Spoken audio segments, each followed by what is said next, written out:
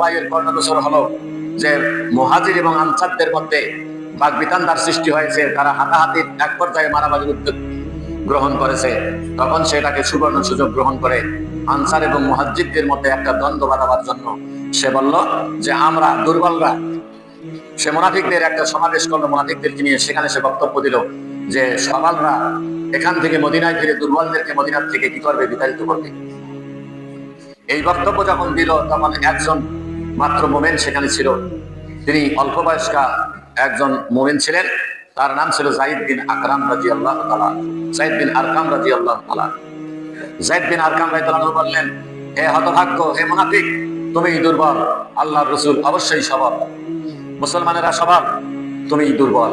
এই বলে আব্দুল্লাহ ইবনে উবাইয়ের কথার প্রতিবাদ যখন করলো হযরত আকরাম, যায়েদ বিন আকরাম রাদিয়াল্লাহু তাআলা, তখন আব্দুল্লাহ ইবনে উবাই বুঝতে পারলো যে আমার এই বক্তব্যের স্বরূপ যখন মুসলমানদের কাছে প্রকাশ পেয়ে যাবে তখন মুসলমানেরা আমার বিরুদ্ধে কঠোর ব্যবস্থা অবলম্বন করবে। তাই সে তার সুর পাল্টিয়ে বলল, আমি এটা উপহাস করে বলেছি, তুমি এই কথা আর কাউকে বলো না। কিন্তু সাহাবায়ে কেরাম রিজওয়ানুল্লাহ আলাইহিম আজমাইন আল্লাহর রাসূলকে নিজের বাবা মা, ধন সম্পদ, আত্মীয় স্বজন, এমনকি নিজের জীবনের চাইতে বেশি ভালোবেসেছিল।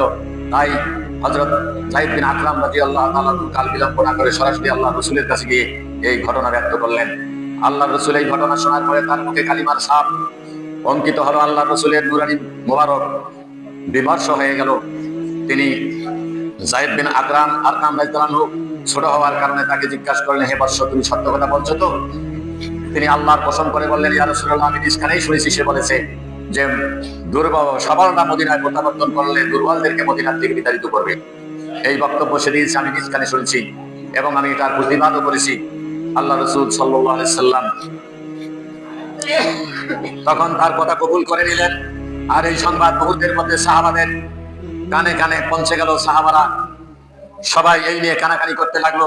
হযরত ওমর ফারুক আযম রাদিয়াল্লাহু তাআলা আল্লাহর রাসূলের কাছে এসে বললেন, ইয়া রাসূলুল্লাহ, আপনি যদি আমাকে আদেশ দেন, আপনি যদি অনুমতি দেন, এই হতভাগ্যের মুন্ড আমি নিপাত করে দেব, অথবা আপনি আব্বাদ ইবনে সিনানকে সংবাদ দিন, সে তার মস্তক কেটে নিয়ে আসবে। আল্লাহ রাসূল বললেন যে না, এই কাজ আমি করতে পারি না। আমি যদি আব্দুল্লাহ ইবনে উবাইকে হত্যার নির্দেশ দেই তখন মানুষেরা আমার অপবাদ করতে থাকবে, আমার বিরুদ্ধে দুঃসারণা করতে থাকবে যে কেমন নবী, তিনি তার সাহাবীদেরকে হত্যা করে, বলি নাউজুবিল্লাহ। অতএব আমি তাকে হত্যার সিদ্ধান্ত নেব না, তাকে হত্যা করা হবে না। এই সংবাদ আল্লাহ রাসূল যখন এই কথা হযরত ওমর রাদিয়াল্লাহু আনহু বললেন, ওমর রাদিয়াল্লাহু আনহু সেখান থেকে প্রস্থান করলেন। উবাই ইবনে কাবের পুত্র নাম ছিল আব্দুল্লাহ ইবনে উবাই ইবনে সালুলের পুত্র নাম ছিল আব্দুল্লাহ, তার নাম ছিল আব্দুল্লাহ। তার কাছে এই সংবাদ পৌঁছে গেল যে তার পিতাকে হত্যা করা হবে।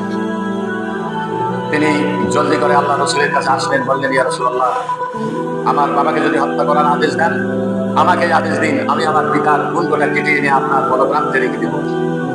রাসূল সাল্লাল্লাহু আলাইহি ওয়াসাল্লাম বললেন, আব্দুল্লাহ, তোমার পিতাকে হত্যা করার আমার কোনো অভিলাষ নাই, সংকল্প নাই, আমি এটাকে সিদ্ধান্ত গ্রহণ করি নাই, আমি তোমার বাবাকে হত্যা করব না। তারপরেও আব্দুল্লাহ বললেন, ইয়া রাসূলুল্লাহ, আমার পিতাকে যদি কেউ হত্যা করে, আমি আমার চোখের সামনে আমার পিতাকে হত্যা করলে আমি তার ছেলে হিসাবে আমি তার প্রতিশোধ নিতে মরিয়া হয়ে উঠে পড়ে লাগবো, যে কোনো একদিন আমি তার প্রতিশোধ দিয়ে বসবো, তখন আমি গুনাহগার হয়ে যাবো। অতএব কারণে আপনি যদি চান, আমাকে আদেশ দিলে আমি আমার পিতার মাথা কেটে এনে আপনার পদপ্রান্তে রেখে দেবো। চিন্তা করুন কত বড় রাসূল প্রেম, কত বড় রাসূলের আশিক। আল্লাহ রাসূল সাল্লাল্লাহু আলাইহি ওয়াসাল্লাম মৃদু হেসে দিয়ে বললেন, আব্দুল্লাহ, এর অভিপ্রায় তো আমার নাই। অতঃপর আল্লাহ নবী চিন্তা করলেন যে সাহাবাদের মধ্যে এই কথা নিয়ে অনেক মারামারি হয়ে যাবে। ছোট সাহাবী হযরত যায়েদ বিন আকরাম রাদিয়াল্লাহু তাআলা আনহুকে সমস্ত আনসাররা ক্রিটিসাইজ করতে লাগলো, ব্যঙ্গ-বিদ্রূপ করতে লাগলো, তোমার কারণে আজ আমাদের মধ্যে বিচ্ছেদের সৃষ্টি হতে যাচ্ছে। গোত্রের একজন বড় নেতা, একজন অভিজাত নেতার বিরুদ্ধে তুমি অভিযোগ দিয়েছ আল্লাহর রাসূলের কাছে। তখন যায়েদ বিন আকরাম রাদিয়াল্লাহু তাআলা বিচলিত হলেন। তিনি তাকে আত্মগোপন করে রাখার চেষ্টা করলেন এবং নিজেকে নিজে তুচ্ছ জ্ঞান করতে লাগলেন যে আমি এটা কি কাজ করলাম। অতঃপর আল্লাহ রাসূল সাল্লাল্লাহু আলাইহি ওয়াসাল্লাম সিদ্ধান্ত গ্রহণ করলেন যে এখান থেকে কাফেলাকে অন্যত্র নিয়ে যেতে হবে। আল্লাহ রাসূল ঘোষণা দিলেন, এখন আমরা সফরের উদ্দেশ্যে বের হব, তোমরা নিজ নিজ বাহন নিয়ে রেডি হয়ে যাও। আল্লাহ রাসূলও তার কাসওয়া নামক গোষ্ঠীর উপর আরোহণ করলেন। কাফেলা যখন চলে যেতে আরম্ভ করলো, 3 বছরে আল্লাহ নবী আব্দুল্লাহ ইবনে উবাই ইবনে সালুলের দেখা পেলেন। তিনি তাকে কাছে ডেকে নিয়ে বললেন, আব্দুল্লাহ, তোমার বিরুদ্ধে যে অভিযোগ আমার কাছে পেশ করা হয়েছে, তুমি সত্য করে বলো তো এই অভিযোগটা সত্য না মিথ্যা? আব্দুল্লাহ আল্লাহর নামে কসম করে বলল, ইয়া রাসূলুল্লাহ, আল্লাহর কসম করে বলছি, এগুলি আমি বলি নাই। যায়েদ ইবনে আকরাম আমার বিরুদ্ধে বাড়াবাড়ি করে বলেছে, যাতে করে আমাদের মধ্যে একটা বিভেদের সৃষ্টি হয়। বারবার কসম খাওয়ার কারণে আল্লাহর নবী আব্দুল্লাহ ইবনে উবাইয়ের কথাটা কবুল করে নিলেন। এতে করে এই আকরাম রাদিয়াল্লাহু তাআলার উপরে সমস্ত সাহাবাদের বিদ্বেষ আরো বেড়ে গেল। সবাই তাকে আরো বেশি করে ক্রিটিসাইজ করতে লাগলো। অতঃপর আল্লাহর নবী যখন সফরের উদ্দেশ্যে রওনা হলেন, একদিন এক রাত অবিরাম ভাবে চলল কাফেলা চলার পরে সূর্যের কিরণ যখন গায়ে লাগা শুরু হয়ে গেল, আল্লাহর নবী বললেন, কাফেলাকে এখানে থামিয়ে দাও, এখানে তাঁবু টাঙবো, এখানে আমরা বিশ্রাম গ্রহণ করবো। বিশ্রাম গ্রহণ করার জন্য যখন সেখানে তারা তাঁবু খাটালো, একদিন এক রাত অবিরাম সফর, তাঁবুর ভেতরে ঢোকার সঙ্গে সঙ্গে সমস্ত সাহাবায়ে কেরাম ঘুমিয়ে পড়লেন। ঘুমিয়ে যখন পড়লেন, তখন যায়েদ ইবনে উবাদা ইবনে সাবিত রাদিয়াল্লাহু তাআলা আনহু তিনি আব্দুল্লাহ ইবনে উবাইয়ের কাছে গেলেন, বললেন, আব্দুল্লাহ, তুমি যা করেছো আসো, তুমি রসুলের কাছে আসলে আমরা তোমার জন্য রসুলের কাছে সুপারিশ করবো, রসুল তোমার জন্য আল্লাহর কাছে দোয়া করবে, আল্লাহ পাক রব্বুল আলামিন তোমার গুনাহগুলি মাফ করে দিবে বলি সুবহান। তখন আব্দুল্লাহ মুখ ঘুরিয়ে দিল যে না, কখনো হতে পারে না, আমি কখনো আল্লাহ রসুলের কাছে যাব না এবং তার কাছে আমি নিজের ভুল স্বীকারও করবো না। তারপর আব্দুল্লাহ রাদিয়াল্লাহু তাআলা আবু বকর ইবনে সাবিত রাদিয়াল্লাহু তাআলা মৃত্যুবরণ হয়ে সেখান থেকে ফিরে গেলেন। তিনি বললেন যে, আব্দুল্লাহ, তুমি যে হটকারিতা প্রদর্শন করতেছো, অতি সত্বর তোমার বিরুদ্ধে আল্লাহ পাক রব্বুল আলামিন তোমার মুখ উন্মোচন করে কোরআনের আয়াত বা সূরা নাযিল করবেন।